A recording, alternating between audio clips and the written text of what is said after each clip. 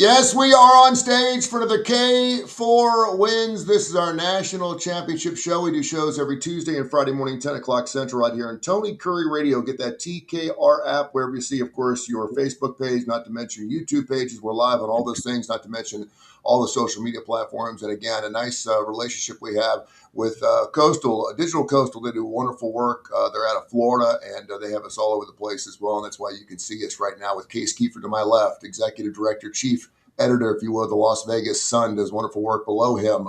We have Kai Gregory, who's been a friend of mine for 40 years and has been playing both sides of the fence for a long period of time and knows exactly what he's talking about when it comes down to numbers, including team members. And, of course, my man, the myth, not quite the legend, but he's getting there. Kip Kiefer, of course, he's been everywhere. If you turn the radio on or television, you'll see his mug on somewhere during the week around the Birmingham metro area. Poor Devils. Thank God he's not the legend. We all have the Facebook video this morning, for sure. So we got that. I did have a little another wager because I lost the wager against the Texans last weekend. I'll start with Case right off the bat. He wanted to double up. He wants to go for 50, and so I gave him his $40 back for the steak dinner. I thought we were going to take each other out. You know, normally when you make a steak dinner bet, you take each other out. I gave him his $40 back. He started saying, "Who do you like? Who do you like? Who do you like?" Every time I pick the team, so I got the Pats minus 2.5 against the Houston. I'm going against the Houston Texans again.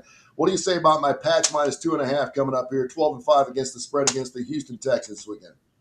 Well, I can't hate on it because you got a great number. I mean, they're like a juice 3 everywhere. 3.5. And Nico Collins is probably going to get ruled out here shortly today, and they might go to 3.5. So that's a great price. I stubbornly, personally, kind of like the Texan side. I bet some Texans money line at a better price than 2.5. I don't know. It's probably what I said Monday, but I do think there's something to the Patriots have just not played like a single good pass defense, both in the secondary and one that can rush the passer. And I just feel like the Texans have enough that they can harass Drake May and the Patriots. But we'll see. If you were giving me 2.5, again, I'm the guy with ultimate respect for the market. An NFL playoff game at this point. I mean, we can see how much money's been bet on these exchanges now publicly going into games. You put out all the books in the world. I mean, there's probably $100 million on this game already, and it says the number should be almost 3.5, and you got 2.5. So I kind of feel like you hustled poor legend, who I don't know, but you guys paint. Well, you know, and he actually said I got him plus 2.5, and I was like, dude, I can't do that to him. I can't do it. This sort of bastard. I can't. He's like, I'll give you 2.5, a plus 2.5. I said, no, man, you're actually getting 2.5 here. So because they're you got to take advantage of stupidity, Tony. Come on now. Yeah. Yeah, I don't know. Dyslexic better is a good guy to have on the hook. Yeah, absolutely. And if you watch, I got a question. What are the Coach of the Year numbers? Because who should get Coach of the Year over Vrabel or Ryans? I think Vrabel's probably going to win it. I mean, God, there were so many good candidates this year. I was on Liam Cohen, and I feel like if they just don't blow one more game, if they don't blow that Texans game, if they had no business when they were starting Davis Mills, he's probably the 1 seed and wins it. But man, there were some great candidates. Ben Johnson is a really good candidate, but I think Vrabel's going to end up getting it. Yeah, there's 7 or 8 guys that are deserving. Yeah, there is, and despite that, we have nine teams that are looking for coaches right now, including the 10-7 Pittsburgh Steelers, which is pretty amazing. Going for their 4th coach since 1969, which is pretty amazing stuff. All right, let's set our sights on the national championship game coming up on Monday night. It is sticking tight around 8.5. It blew up to 8.5. It's sitting there. The over-under's come down to 47.5. Let's start with Kiefer. Anything changed in this game? Have you seen anything? We're keeping up on the reports and everything else. I was trying to think of a sly quarterback question, and my question was going to be whoever throws for more yards, Carson Beck or Fernando Mendoza, wins the football game. Yes or no on Monday night? I mean, that's probably a pretty good measurement. I would say that would be pretty. I would be inclined to say yes. Whoever has the most success in the aerial game is going to win. And I think the quarterback matchup. You know, I know it's the Heisman Trophy winner, but I've said throughout the playoffs that Carson Beck is being really undersold here. The guy's been on the big stage as a starter. His record, I don't have it exactly, but it's something in the neighborhood of 43-5. Anybody who discounted Carson Beck, it's just amazing how much baggage he carried into the playoffs because he's had two really horrendous games in his entire career. The game at Oxford last year against Ole Miss, which he atoned for in their return match, and of course the game earlier this year against Louisville at home, where everything went wrong for Miami. He threw 4 and actually 5 interceptions because one of them was overturned by a questionable roughing the quarterback call. But the guy's solid. The guy can deliver, and now he's introduced a new aspect to his game. Carson Beck has been so hesitant to pull the ball down and run his whole career. He always is one of these quarterbacks that believes he can make any throw. He can throw it through a Dixie cup at 80 yards, and he tries to make those throws, and that's what gets him in trouble. But if you watch the game in his last performance, I mean, he actually used his legs and made huge plays, including the game-winning touchdown. And at Georgia, that was something he was never really very anxious to do. He did run the ball effectively in a couple spots against Tennessee last year that helped Georgia win that game in 2024. But overall, he's been very reluctant to do that, and I think sort of the metamorphosis of Carson Beck has been pretty astounding. I want to say one thing. Everybody I talk to says going to be a blowout, going to be over by halftime. Indiana's going to kill them. I just would like to submit this real quick. The head-to-head opponent they had in very recent times, Ohio State, Miami handled Ohio State much more thoroughly than Indiana did. I think 8.5 points is an absolute gift. I think this game goes down to the wire. Wow. We were talking about the quarterbacks. Fernando Mendoza, his over-under 227.5. Carson Beck, almost 30 yards lower than that at $1.98. So there is some disparity there. Just because you're throwing the most yards doesn't mean I think you're going to win this football game. I do think a lot of it's going to be on Brian Haynes and his defensive schemes for Indiana and what they throw at Carson Beck early in that game, Kai, because you mentioned that he hasn't had a lot of bad games, but if you can get to him early and pressure him a little bit, he's a different type of quarterback. Yeah, I mean, I'm going to have to disagree with Kip. I don't think Shocking. the person that throws for the most is necessarily going to win. I actually think Beck. I do think Indiana will win. I want Miami to win for my future, obviously, but Mendoza proved, hell, he threw for 5 touchdowns in the last game and only 175 yards. But some of them are on a short field. I mean, everybody keeps giving Indiana all the credit. The teams they've been playing have been self-destructive. I don't think it's been self-destructive. I think Oregon's defense. I think Indiana's defense had a lot to do with what happened against Oregon. I mean, Dante Moore didn't just drop the ball on his own. He got hit every time with he ran into his running back. Yeah, I think Indiana's defense is legit. Now Indiana doesn't do a whole lot of schemes. They are very basic, but they're very good at what they do. They don't make mistakes. They don't run this way and show the wrong thing. They don't do a lot of schemes, but they are great. They are great at disguising their defense. They are incredible at disguising. You talk about schemes. I wouldn't say putting 8 guys in the line every single play is a scheme. I agree with you there, but they do disguise their defense. You don't know who's coming. Yeah, you really don't. So that could be interesting. Case, if I'm wanting to play the over on one of these quarterbacks for over in their yardage, which one would I play? I actually think it's just the opposite. I think that the team that loses is most likely to have more passing yards. I mean, look at Indiana. Mendoza has more touchdown passes than incompletions this playoffs, and he's gotten beat passing yards wise. And I think both games because they just kill people and don't have to throw the ball anywhere. Both these teams are, despite Mendoza winning the Heisman, I know he's gotten some crap for his stats not being that big. Part of the reason his stats aren't that big is because he was sitting the second half of a lot of these games. Indiana, and they're really not a throw first team. This is more kind of a throwback offense that tries to win the line of scrimmage. So I feel like whoever throws for more is going to be the team playing from behind, which most likely is Miami, but could be Indiana too. As far as passing yards over because of that, and I dug through everything yesterday, and I don't remember the passing yard totals. I hope I'm wrong. I think the number's just about right. I said it on Monday. I've got a big Miami future, so I'm really hoping they can pull it off. I'm just not all that confident. I think it's more likely they're playing from behind.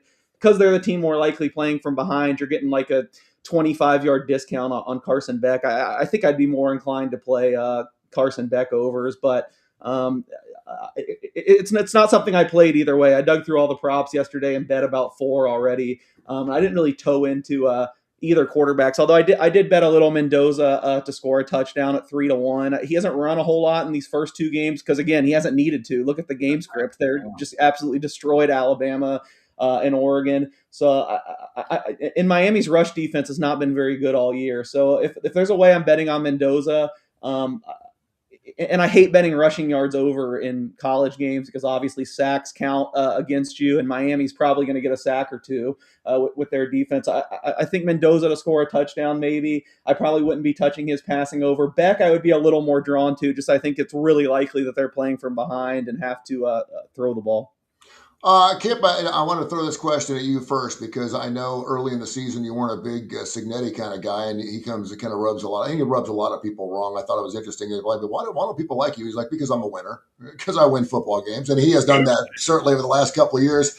But if it comes down to coaching, Signetti or Cristobal, and I know we don't have a lot of Cristobal fans either, who do you give the nod to there? No, it's not even close. Signetti far superior.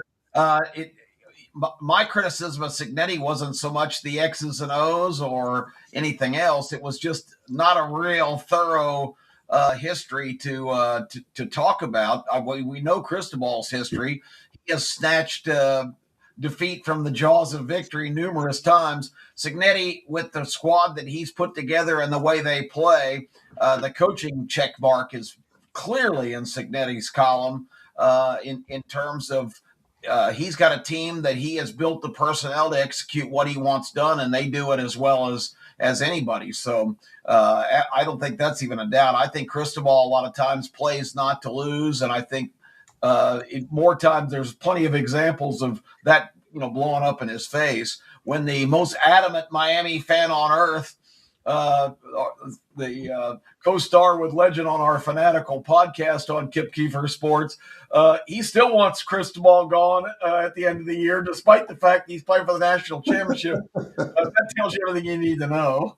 And that is I need to know, which, by the way, is a show on Tony Kurre Radio. You can hear that 5 days a week, at least 5 days a week, and also wherever you get your favorite podcast. One of 2 shows that Kip Keefer does on Tony Kurre Radio, the Keefer and Kurre Show, and Need to Know.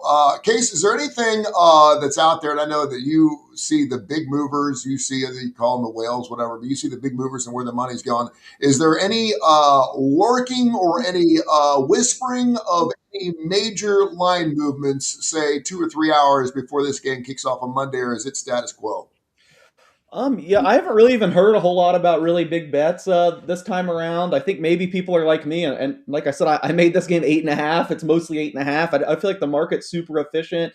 I think we kind of touched on this Tuesday, and I said the same thing. I think if there is a move, it's going to be towards Miami. I just do that based on the first 3 games of the playoff. Like, Miami has taken money close to kickoff every single game. Obviously, it's come through. And Indiana, it's been kind of the opposite. I know it wasn't a big move in the Alabama game, but there was a little bit of money on Alabama, which I couldn't believe. I kept saying I loved Indiana. Then I kind of got spooked last round because a lot of money came in on Oregon. It got to the point where I ended up picking Indiana and still bet them, but I was really waffling just because it really seemed like the big money was on Oregon last round. Now, this doesn't necessarily translate 1-to-1. Clearly you have to up. I argued that Indiana should have been upgraded more after the Alabama game. I think clearly you got to upgrade them even again against Oregon. They really do have that look of these teams the last several years that have just stomped everyone. I mean, the favorite is covered in the national championship game, I think 5 straight years. And a lot of those teams have just looked a level above everyone. And all year I spent saying there's no team that's a level above everyone. There's 15 teams that are in the same striking range. Right now, if you want to go by, recent precedent, I mean, Indiana does seem like they've separated themselves, and those teams have really rolled in the championship game lately. But I still think there's a chance this closes 7.5. And some Miami money comes in late. We'll give you our plays, and of course the NFL coming up. We got NHL to get into, NBA, as well as a lot of college hoops. Not any games tonight, but full slate on Saturday. So we're going to get to that in just a few minutes. That should be really interesting. Kai, I wanted to ask you too. We've been hammering on the ACC all year for good reason. Certainly Clemson, one of those teams. My son goes there. He just hated the fact they had a shitty season. Hopefully they'll be back next year with Klubnik gone. But that being said, how important is it for Miami to win this game for the ACC, despite the fact they had one of the worst seasons as a conference in the history of that conference? They got to the finals, so they've done their job. But I mean, Okay. who would have thought that? I mean, are we coming close to the apocalypse? Is the end of the world coming? Indiana, that until this year was the losingest team in college football, is an 8.5-point favorite in the national championship game. Welcome to portal NIL mania. Yeah. Yep. There's The no world doubt. has changed, fellas. That was the theme of our show last week that's gone viral on social media, and everybody's reacting to it because it's almost like a slap in the face. Everybody who watches college football all of a sudden woke up one morning recently and said, what the hell's going on? Everything's different. I mean, it's transition. We are in the new era. It's not just free agency and player movement. It's unlimited ability for players to just move on, play a different school every year for 4 or 5 years, guys playing 6 and 7 year careers. It's just bizarro land. And, we had an equal amount of people saying, well, this is just the natural evolution. These guys should deserve, they deserve to get paid. This, free market society. But there's no league, professionally it ranks even, where you just have total freedom of movement. The leadership of college football has let this not only out of Pandora's box, but they've put it on steroids before it left because it's the Wild West. Somebody's got to get some definition and some clarity to the system here because it's just totally out of control.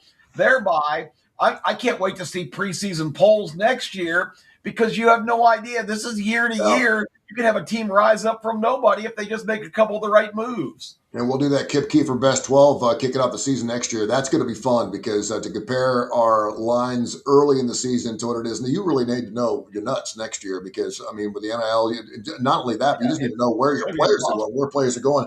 By the way, last time these two teams played each other was the year I was born, 1966. Miami won that game 14-7. They're tied in the series 1-1, which I think is interesting. Miami, of course, playing for their 9th national championship. We know all about Indiana. Do you Hold think? on. Yeah. You're about to turn 60? Yeah, I'm turning 60 in March 7th. Wow. I know, and it's hitting me hard, brother.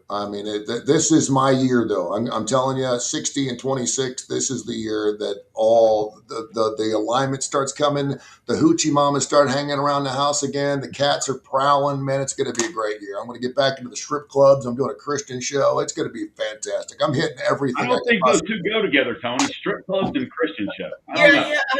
Tony is a walking paradox. From strip clubs to Bible study, Tony Kurre on 101.1 The Truth.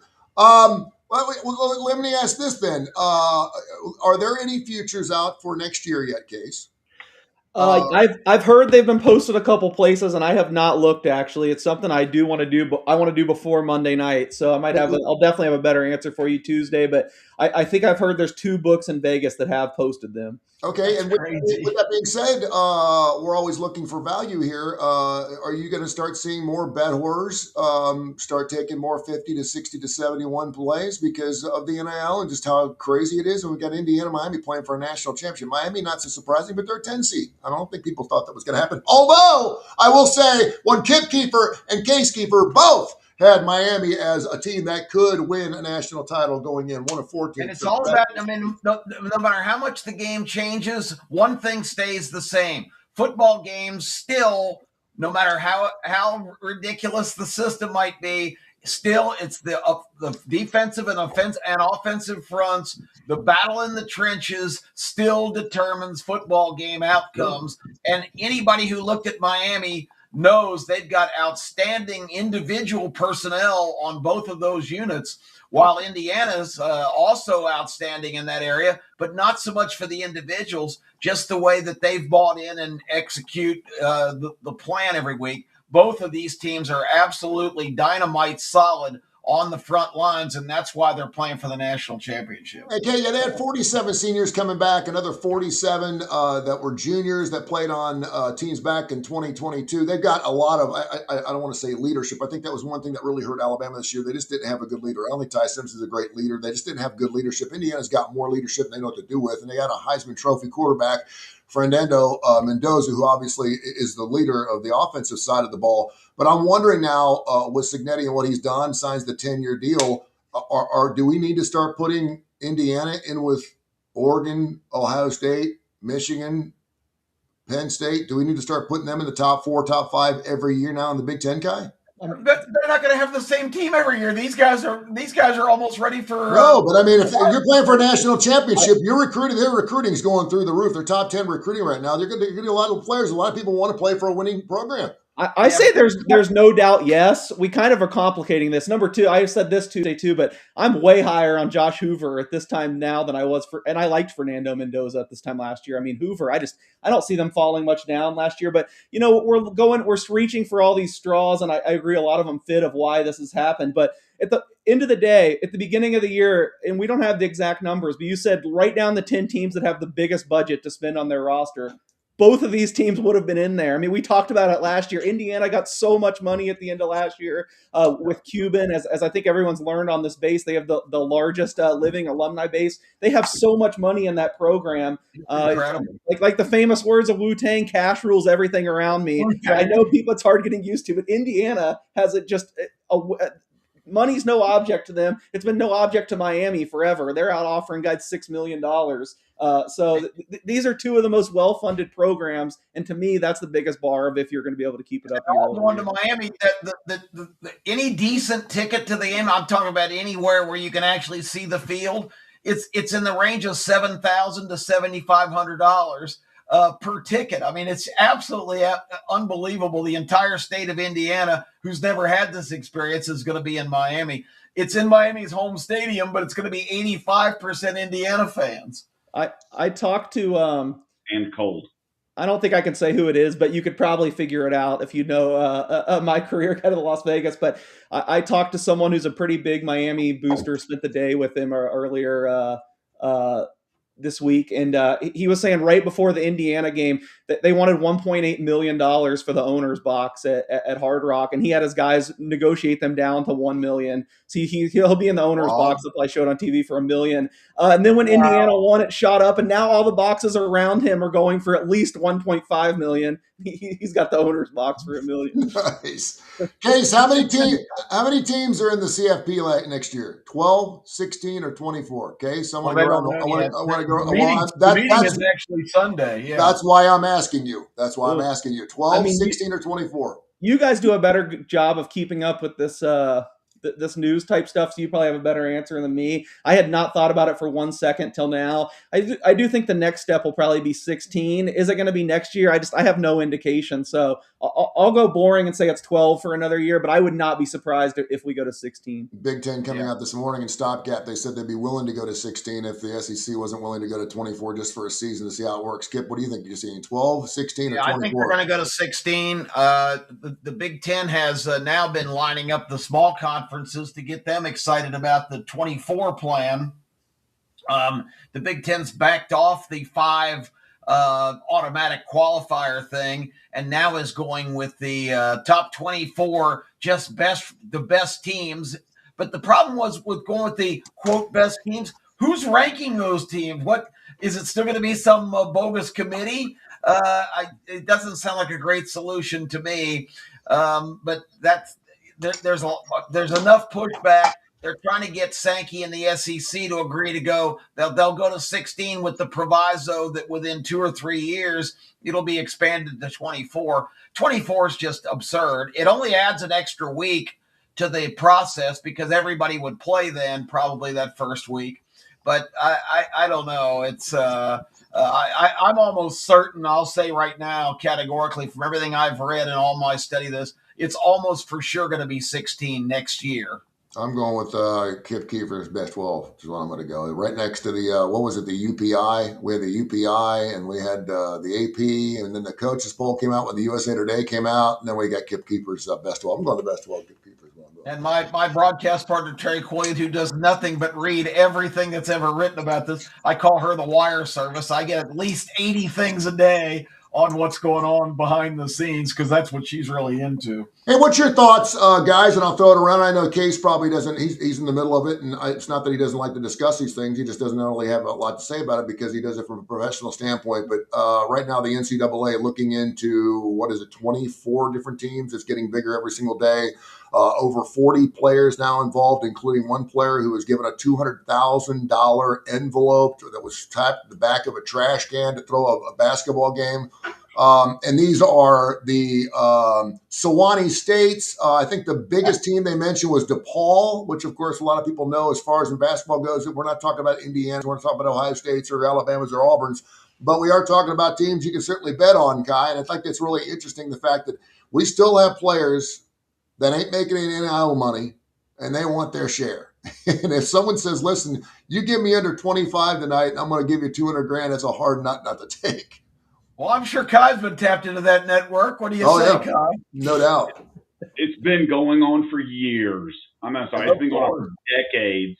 And yes, and the guys at the smaller schools are not getting paid, and so they're looking for a way to make their money. I mean, I don't want to say you can't blame them, because yes, you obviously can. And I hate the thought of throwing games or shaving points or any of that.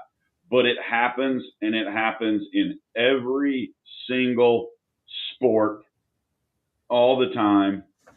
They could bust so many. Now, maybe not on that scale, but even something as simple, and this affects gambling, as knowing that, let's say, Tony, you go down to UAB, you have conversations with them. 4 kids, or the flu is going through UAB, and nobody else knows that. That gives you an advantage. No, you're not giving somebody 25 grand to throw the game, but that gives you an advantage also. By the way, I do have some hot news in the Tulsa game Sunday at 2:00. I'm just letting you know that that is the annual UAB baby race. By the way, they have like 16 babies that are like 1 to 2 years old, and they let the babies race the length of the court. It's fantastic. If for any other reason someone wanted to go, and the Blazers, by the way, have won 3 games on the road, not particularly good at home this year. So we'll see if hopefully we get a win against the Golden Hurricanes coming up on Sunday. Yeah, I think Vegas and I think gamblers have done a great job. I will say this. I think one thing that you need to nip this in the bud. You need to Barney Fife it. And one way to do that is pull back on the prop situation. Now we've got this, what is it, this Slash Ashkey or the Pulley market. We got all these different betting things. Now you can bet on whether DeSantis is going to say the word red during a speech today. You can bet on whether Donald Trump takes a whiz to the left, to the right. I mean, it's just crazy what you can bet on. And I do think that as long as people are willing to take money for those things, a $200,000 nut to a kid that comes from an inner city school that knows he's not going to be playing at the next level is almost impossible not to take. And it's funny, Tony, that this current scandal is good old fashioned point shaving. I know, right?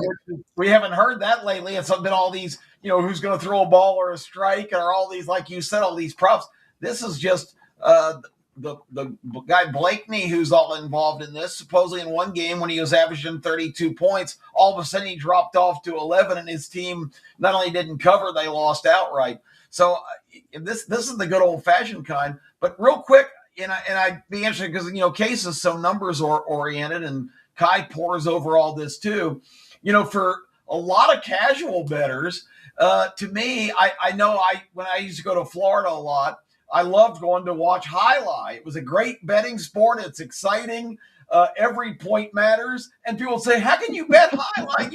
Those games are fixed. It's obviously crooked as hell. But I always said the same thing. I have just as good a chance to be on the guy who's fixed. I have no idea. I have just as good a chance to stumble onto a winner if a game is even crooked.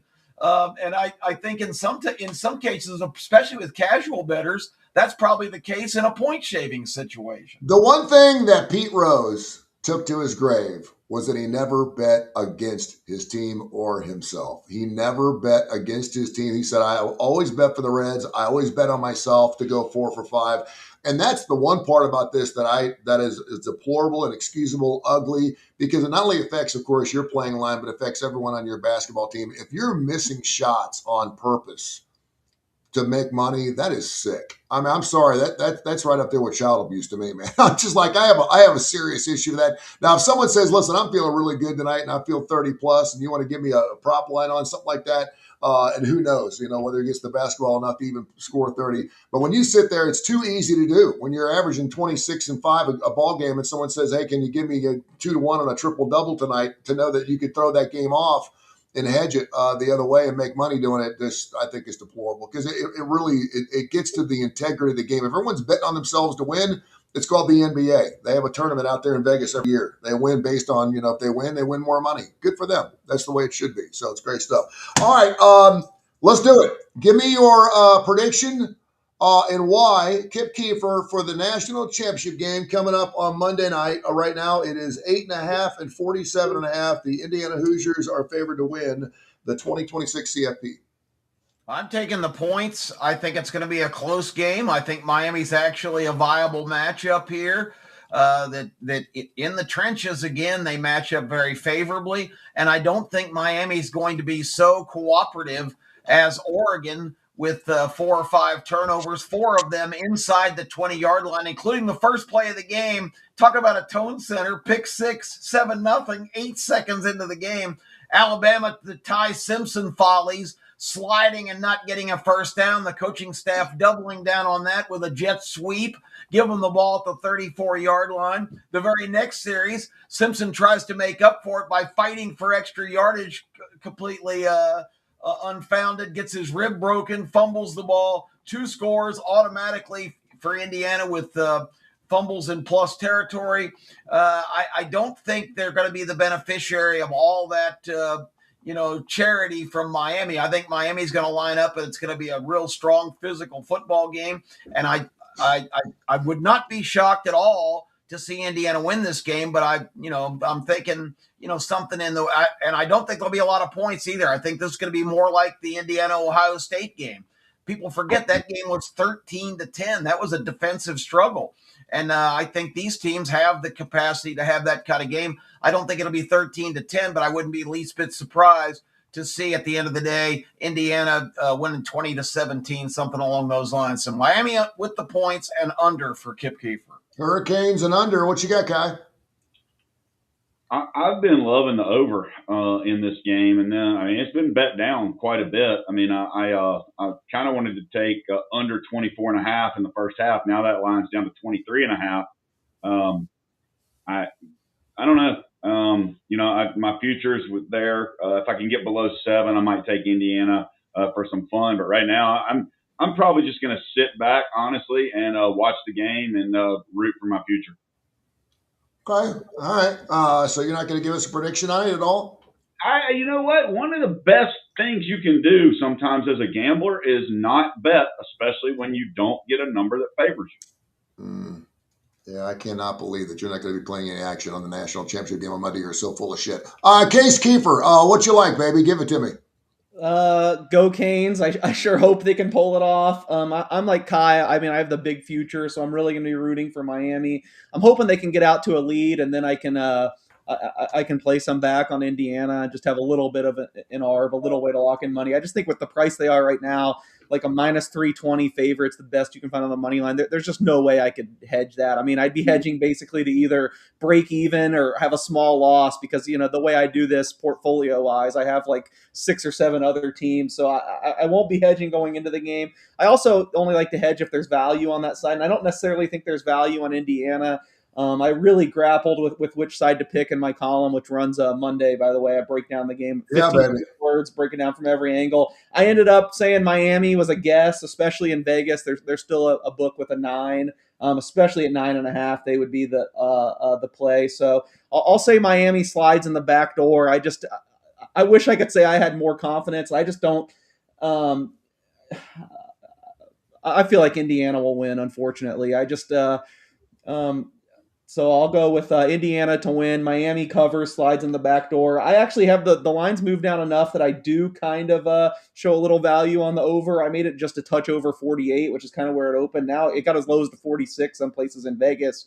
However, that's another one I don't think I'll bet on going into the game. I actually kind of like the first half under. I think Kai just said it was down to 23.5. I know when I was writing my column yesterday, a few places in Vegas had a juice 24.5. And as much as I think it's over long term, I just, like I said earlier, both these teams are a lot more running oriented than people realize. Indiana is not like I think Mendoza would have had way better, more Heisman worthy stats if they were like a throw down field offense. They just weren't. They really, like to pound yards out with Hindi and Black. We'll see if that works against Miami. And Miami, obviously, that's all they've done in the playoffs.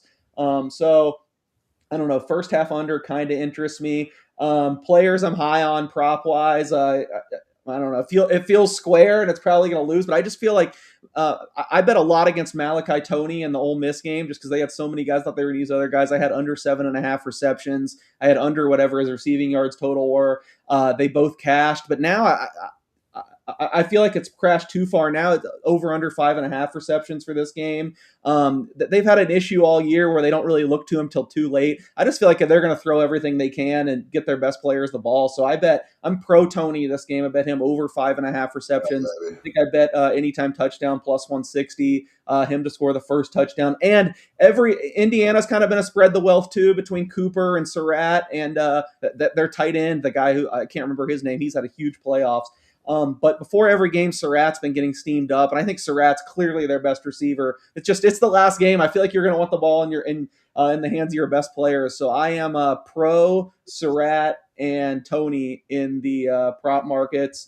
I'm probably going to be fading Caden Black a little, maybe even fading Fletcher, although his numbers weren't quite as high as that. So I'm pro Surratt and pro Toney if you're looking to toe into the props. So Indiana has this great year last year. They didn't play anybody. Then they kind of go through the same thing this year. And obviously they have looked fantastic, including proving it here in the CFP by scoring a cumulative 94-25 score against Alabama and Oregon, two of the best teams in college football. At least we thought they were. Alabama's not one of the best teams in college football. Yep. Go ahead. Well, they were a top 12 team, so they got in. You're right. They probably shouldn't have. Notre Dame's still smart after that. But I will say this, Indiana 11 times this year caused multiple turnovers in a game. They're the only team. The other team to do that was only 8 teams. So 11 times they will force the football. And, of course, turnovers are so huge in games that are this tight. I really like them to continue to do that. They'll make it a pick 6 like they did against Oregon the first play of the game. I'm not saying that's going to happen, but I do think they're going to turn them over. I think they have a propensity to do that. I think Miami ranks 78th right now in turnovers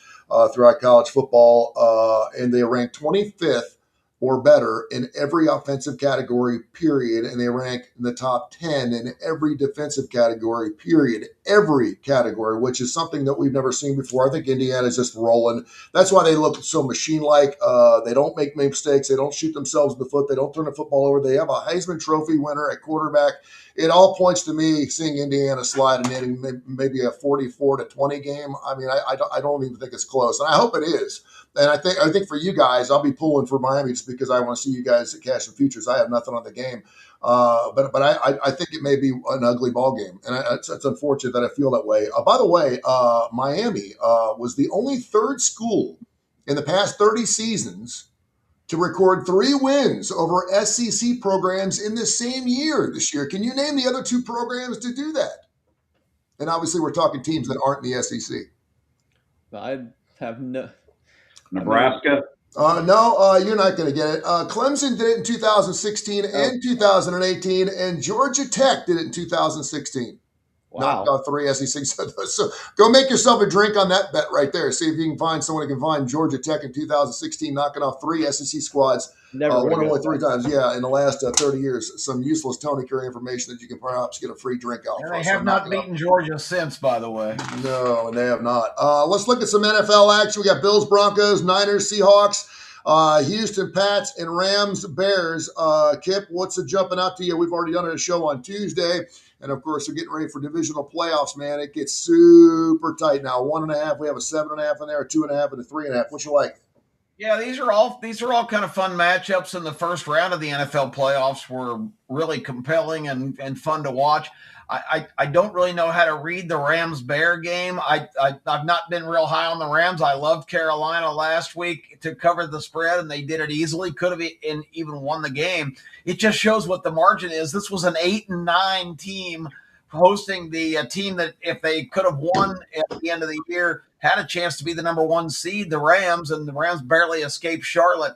And the Bears are just on one of those kind of magical things. I don't think the Bears are that good, but gosh, it's hard for me to see the Rams, rallying back after winning in North Carolina, going all the way back to Chicago and playing in subarctic conditions.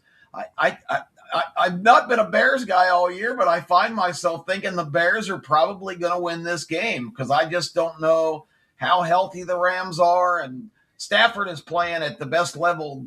Maybe he's played as a pro amazingly, almost. He really is. So it's kind of counter to whatever I would think I'd be on the Rams, but I just have the feeling that the Bears are that Cinderella story this year, and they may not get any further than next week, because I think right now the 49ers and Seahawks are probably the two best teams in the conference. And that being said, I picked the Seahawks to go to the Super Bowl, but the 49ers are getting an awful lot of points in this game. I think that's going to be another really close one. So I would take the 49ers there. And, I like the Texans. I predicted on the starting lineup last week. You put me on the spot. I wasn't really prepared, but when you said who's going to win the Super Bowl, I just kind of marked out the Texans.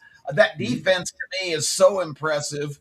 And I just think great defenses go a long way in these propositions. So, I like the Texans to end the Patriots' magical mystery tour, this great year that they've had. And it's great to see them being relevant again after 6 or 7 years of absolutely being dumpster fires. So that's some of my initial thoughts. These are all compelling games and they could go either way, and that's what makes the NFL great. Yeah, and I'm happy in a weird kind of way for Bob Kraft to get back to his massage table and be a winner chicken. Yeah. Bob, go back to Palm Beach and celebrate. Yeah, I'm sure he will. Massages for everybody. Come on, let's get it after it. No, I've been touting the 49ers for some reason. I don't know why. I've just been watching them. I think they go as far as McCaffrey goes. I know that the loss of Kittle certainly is going to hurt, and he's just all pro, great tight end. And I mean, he's just such a huge part of that. I know Brock loves to go to him, but I take them plus the 7.5. I do have the Pats minus the 2.5. I probably wouldn't play it, but I'm going to take a 50 spot from Legend. Hopefully, I like that 2.5, the 3.5. Probably not so much. I agree with you on the Rams and the Bears. The Bears has been kind of. I remember that question ESPN threw out: are the Bears good? And they're like, what? And they're like 9-4. Are the Bears good? And we just couldn't figure out what this Bears squad was doing. Obviously, Williams is getting it done at quarterback. They continue to play above themselves, and here they have the Rams coming back to chilly Chicago. I have not looked at the weather to see what it's like there, but I would imagine mid-January is going to be kind of nasty up there. And then that Bills-Broncos games, I think, is going to be really, I want to hear your guys' thoughts on that because Josh Allen is just unbelievable. But is he enough, Kai, by himself to carry that squad and win on the road at the Broncos, where it's always difficult to play? I don't know. It amazes me. We've been going almost 43 minutes, and all we've talked about really is national championship game. Now we're getting an NFL, and we could do this for 3 or 4 hours and talk, and it's still good. We haven't even talked about college basketball and the incredible slate of games just in the top 25 tomorrow. But Kittle being out worries me, but I'm now more worried about this report with Sam Darnold hurting his torso. Whatever he's done in here. I'm as concerned about that as anything. So right now I'm staying away from that game till I can see something, in there. I would probably go Seattle under 27.5 on their team total. Just last time these two teams played, low scoring game. I think that. How about it might be colder in the national championship game than every game except the Chicago game. How about that? Snow in Miami, in Miami. I love Denver in the situation. I've already bet it. I bet them at pick. It's at -1. I think Denver rolls. I think they win by at least a touchdown. Bo Nix at home. Last year, yes, he sucked in the playoffs, but it was his first year. He plays much better at home. I like Denver all around there, and I think over 23.5. I think 23.5 is a gift on a team total to go with that. I would take Houston and New England under 21.5 on their team total. I like Houston, the way their defense is playing. I really like D'Amico Ryans. I've hated the Patriots my whole life. But I love Vrabel, so that's difficult there. Yeah, Vrabel's awesome. And I looked. Sam Darnold. I'm flipping back. He's 28-6 over the last 2 seasons. 14-3 at Minnesota, 14-3 this year with Seattle. So that's hard to go against. But I don't know. New England does have a super easy schedule. We'll go with that. And the Rams have kind of a Miami thing going on, playing in the cold, going to Chicago. So if I can get 3.5 with the Bears, I think I take that also. Okay. So, Case, what's your thoughts? I agree with Kai. The Darnold report kind of concerns me. I've got 49ers futures that I still think don't really have much of a chance of cashing. They're just so beaten up, and I mean Kittle's just just icing on the cake. Defensively, I mean I've even heard people in the organization. There's been reports of just saying like we have no idea how we're getting this done. We're playing like practice squad guys. So I was kind of resigned to the fact that this was going to be the end of the Niners' incredible run. I mean if they stayed healthy this year with what they've done, I think they're probably a Super Bowl team. But with Darnold popping up as questionable with the oblique. Now, I know he came out and said he's still going to play, but who knows if he's not 100%. I don't know. That kind of opens up that one. This is the one side I have not bet, though. I think it's about right. But with the Darnold injury news, I'd probably lean a little heavier towards the 49ers. I will say my NFL picks column is up, so if you want to read me more in depth on all these games, you could go to Las Vegas Sun. But yeah, just the slightest lean to 49ers. Won't be betting that game. Hopefully you listen Tuesday for the next game on Saturday, because at the time Denver was still an underdog, and I said I made the game Denver -1.5. That's now what it is across the board. Doesn't seem like a big change, and it's not, but the margins are just so slim in the NFL this time of the year. I honestly I couldn't bet Denver as a favorite, but hopefully you were able to luck in that money line price. I mean, it's the same thing as last week. The Bills have by far the best player, a guy who can just put the team on his back and will them to a victory, in Josh Allen, which he did against the Jaguars, despite the Bills not being near as good as the Jaguars. They weren't as good in that game, but they have a fantastic player. And it's gotten me in trouble before. Maybe it's going to get me in trouble again. But man, you go like check marks across the field. The Broncos just have almost every single one of them, other than at quarterback. We'll see if Josh Allen can get it done again. But I took Denver at plus money at 1.5. I think it's right where it should be. I don't know. You can't be super excited to go against the Bills right now, but because of Josh Allen. But I just had to at the time. I already mentioned I bet Houston money line. I'm waffling a little bit on it. I hate that they're not going to have Nico Collins. You look at how their offense has been without Collins. It's been a lot tougher for them. I still think defensively they should be able to get after the Patriots. I don't think the Patriots have seen anything like this year. So I still think that the Texans have a pretty decent shot at the upset. But I've definitely eased on that one. In this last game, I know now it seems like I'm hedging on all these and not feeling as confident. I actually feel more confident the closer we get towards the Sunday night game. I just don't like this Bears team at all. I mean, I shouldn't say I don't like them at all. I think Caleb Williams is a future star, took a great step towards that this year. I think Ben Johnson is an incredible coach, just like I thought he would be.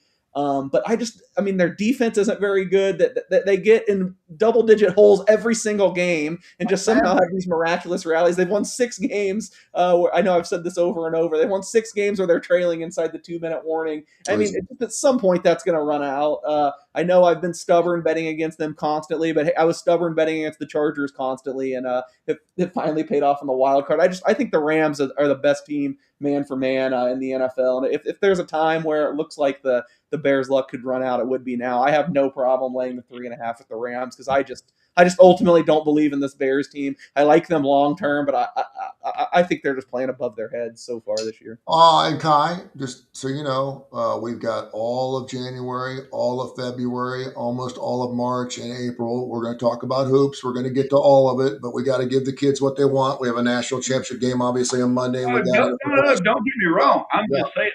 I was actually saying it's good conversation, and it's I'm looking forward to it, and I love it. And we'll go piece by piece because as these things drop off, then obviously the college hoops is going to buoy up, and so I can't wait to start because I'm a college hoops. Hell, I went to a college that didn't have a college football team. I went to Xavier, so I'm really looking forward to that. With that being said, we got 3 minutes left. Tell me what you're looking at. You mentioned top 25 action out there. You know what tomorrow? I like Kai's team tomorrow against Kentucky. Mm-hmm.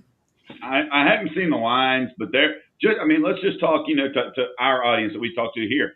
Just in the SEC top 25, you've got Kentucky at Tennessee, you got Alabama at Oklahoma, and then the SEC marquee matchup, Florida is at Vandy.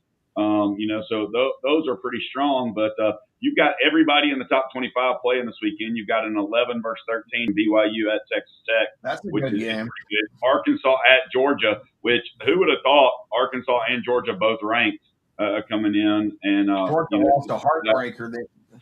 Yeah, we got to show Tony and Santo some love. Miami at Clemson, big all of a sudden. There I've you been go. very impressed by Jai Lucas. He's been a really good coach. Miami's a lot better than I expected. Clemson always tough. That should be a good one as well. Yeah, who the number 23 team is?